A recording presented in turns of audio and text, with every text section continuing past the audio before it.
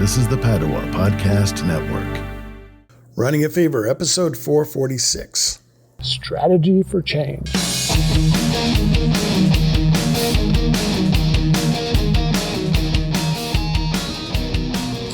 Philosophy department, I suppose.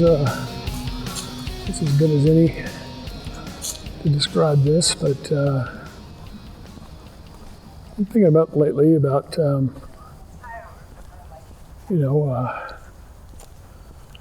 what to do. Let's say I was very wealthy. What would I do? And I think it's pretty obvious that, most of it will be given away. Nobody needs $100 million or however much it is. So the question is how? What to do, where to appropriately channel those resources. And of course, I've got some, personal things and some sort of charities that I have that are very personal to me.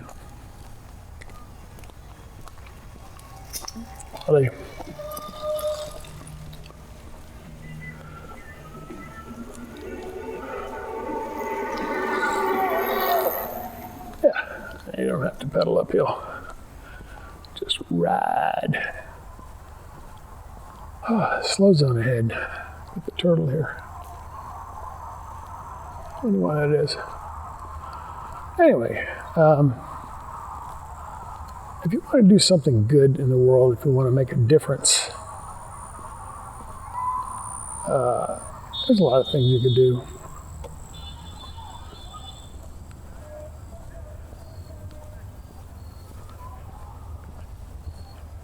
But I divide them into two basic categories: tactical and strategic. Tactical is, in military terms, it's on the battlefield. I mean, just right where the conflict is. And that's where your sergeants and lieutenants and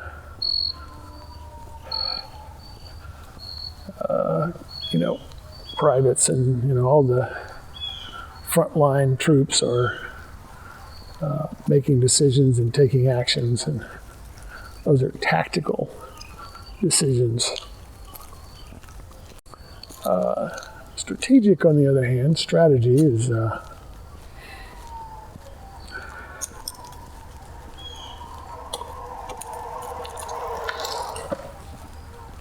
something that happens at a higher level. Howdy.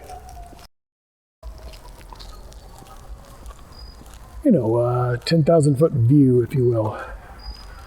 And we're talking about generals here, They're concerned about strategy, not tactics. So, I'm thinking about long-term.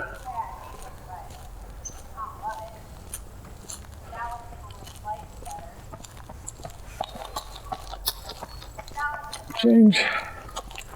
3:30 on a Wednesday afternoon. It's getting pretty crowded out here. A strategic change of culture. How do you bring about these things?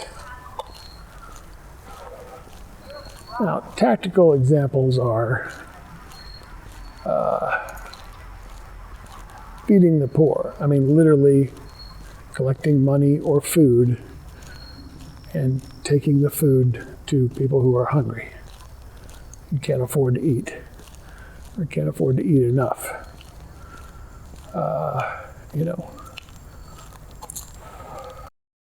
Building wells for people who don't have access to clean water.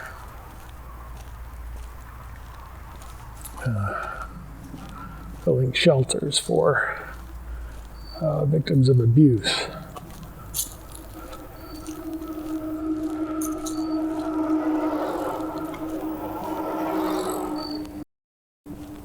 Caring for orphans and so forth.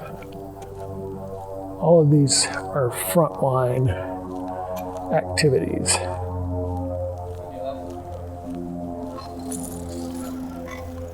And they're important. I mean, without the front line, you don't win the war. Absolutely do not.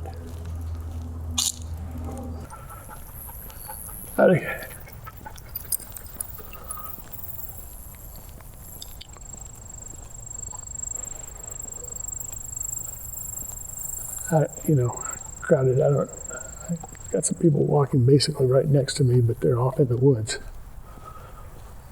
on a different trail, I guess, a woodsy trail. And, if you can't see the lake, well, you got the beauty of a field. There you go. How we doing here? 1.4.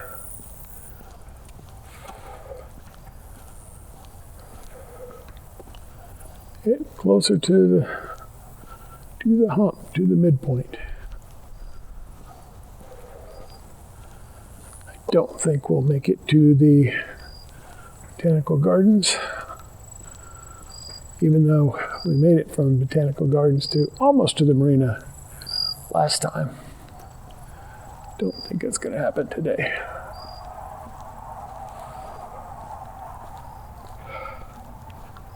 I don't see a good miles per hour number. It's fluctuating quite a lot.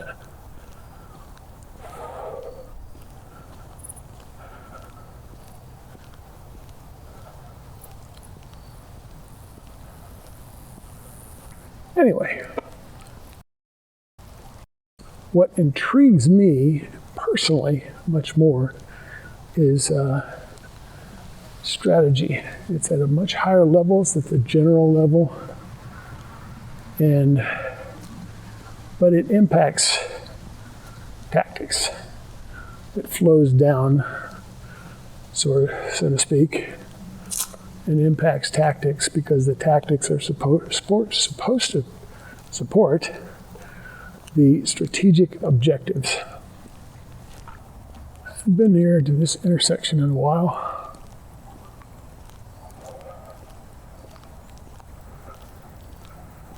And the Razorback Greenway goes left. Presumably the Lake Fayetteville Trail continues off to the right. But I don't know. I really don't know. Maybe that goes up to Springdale. I guess we could stop and look at the map. It's going to hurt my speed, but I don't care about it. Yeah. Lake Fayetteville Nature Trail Loop. So yeah, we go right. Otherwise, we go out for actually. Anyway, I think we go through the city basically. If we go that way, maybe worth trying one of these days. I don't know. I'd like to stay on the Lake Fayetteville Trail long enough, but I'm only going 3.5 miles today, or actually over 1.75 miles of the trail. So another 1/10 of a mile before turning around.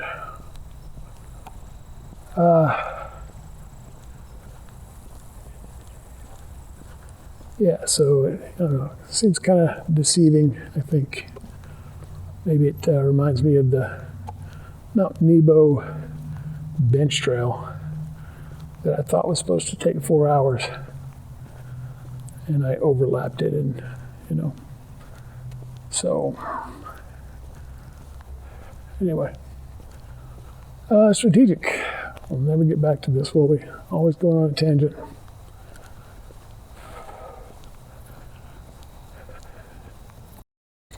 And, one of the first things that kind of comes to mind is education, but I don't know, education is kind of in between. People that don't have access to good schools, teachers, so forth, materials for learning. Let's this kind of, immediate thing of getting people in school is tactical. The long-term impact probably depends more on not just education, but what education, how people are educated. And there's a lot of debate and controversy on that, for sure. I know that a radio station I listen to that is conservative Christian in nature. Definitely, and other people I spoke to as well definitely have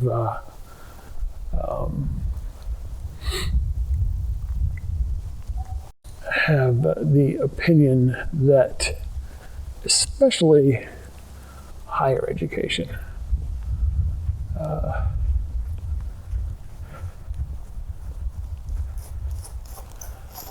especially our college education system is really training people in secular is a mild word for it. Secular sounds kind of neutral. But what Christians would probably see as immoral. And definitely I think academia tends to attract people of a very liberal persuasion. So to impact change in that realm, we would have to counteract that. So one way to do that is to encourage people of faith to enter the academic world and not just go to,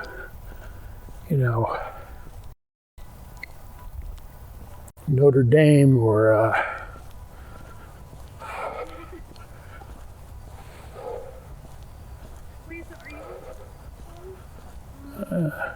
drawing a blank here. I'm really good at basketball. I'm gonna see. Howdy. Is it on Halloween Day? Gonzaga, yeah. Anyway, Christian schools, basically. Liberty University, I guess, is another one that's not Catholic. Oral Roberts, I suppose. I don't know a whole big list of them. But don't just go to places like that. Go to your state universities. And try to balance out this tendency toward ideas that we disagree with. Another way to strategically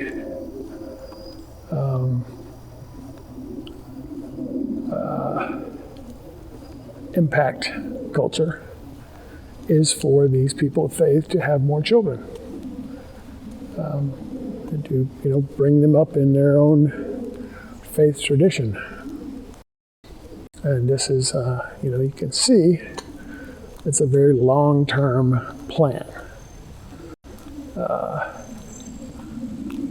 And a lot of people who have been brought up with a great exposure to faith don't stay with that faith.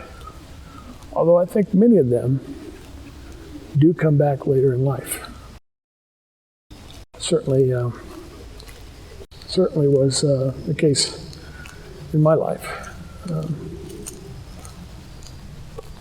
So anyway, those are a couple of things. Also encouraging, because a lot of Christian people don't do these things. They're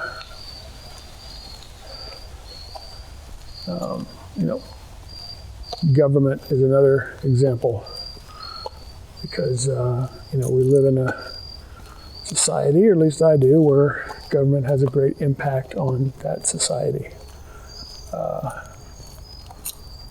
Definitely have seen that controversy in the last decade, for sure. Maybe 2 decades, maybe 4, I don't know. But definitely since the early 90s, I would say. We've seen pretty vast differences between governments depending on who's in power. So, you've got to have people in government at all levels in order to enact positive change. So it's encouraging Christian people, or, I don't want to say it's only Christians. I just say, for me, that's the case. We're talking about what I would do with my resources, and that's what I would be looking at.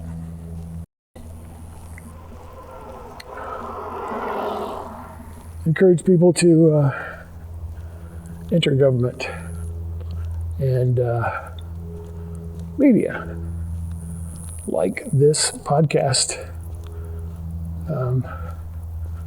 Not about religion, politics, or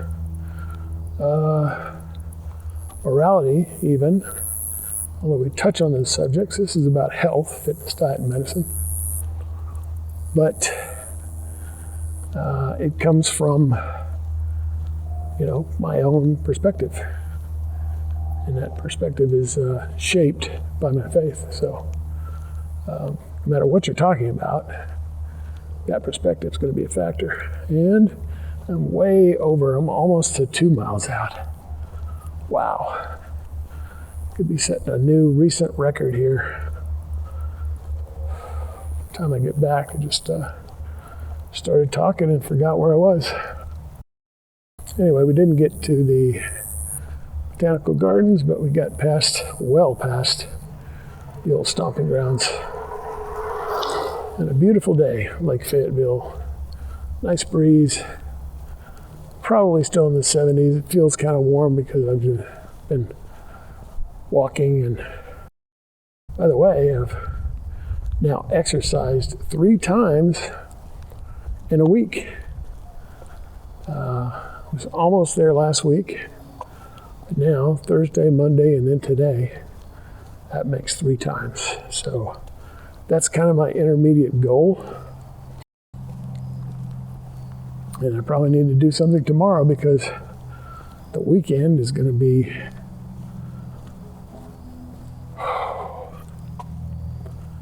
unfavorable. And I don't know, I don't go out in bad weather as much as I used to, Probably if I got more in the habit of exercise, maybe even on a more frequent basis, I might feel obligated to get my workout in, even when the weather is not favorable.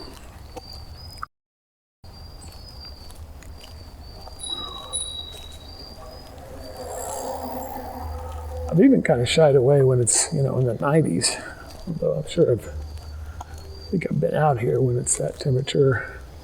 Sometime this year, I probably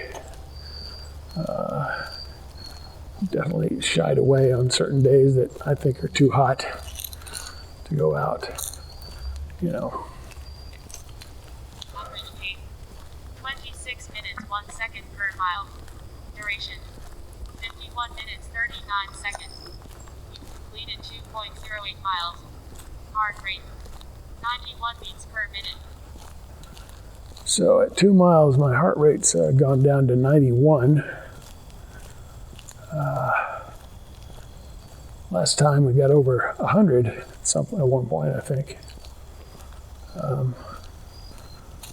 But it's on a relatively tame incline here as I go up to the big hill.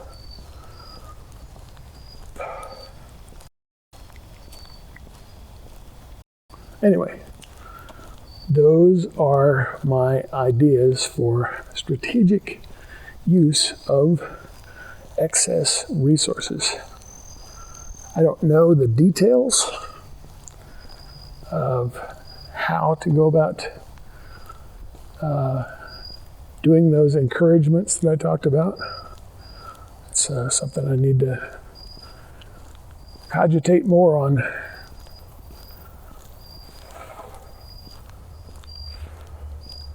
Or become less of a moron on. Less is more, I say. Doesn't make much sense, but in this sentence, nothing is making sense. Here's some bare trees. Yeah, speaking of bears, I don't know if I've mentioned it. There have been a couple of bear attacks.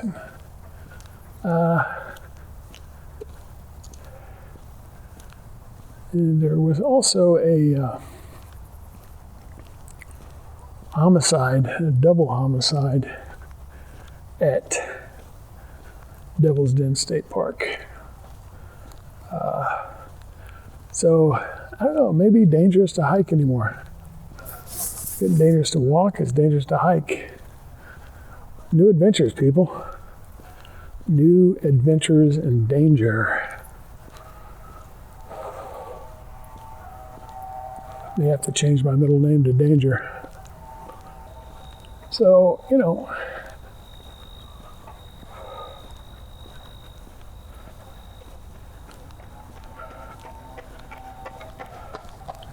love to have your thoughts. Suppose you become suddenly very, very wealthy. Where would those resources be best allocated? Maybe you're already very, very wealthy and you are already allocating those resources in a way that you might want to share. I would love to hear what you guys have to say about that, regardless of your situation. So again, you can comment on YouTube or on the blog, runningfever.com. Plenty of space for you to write your thoughts.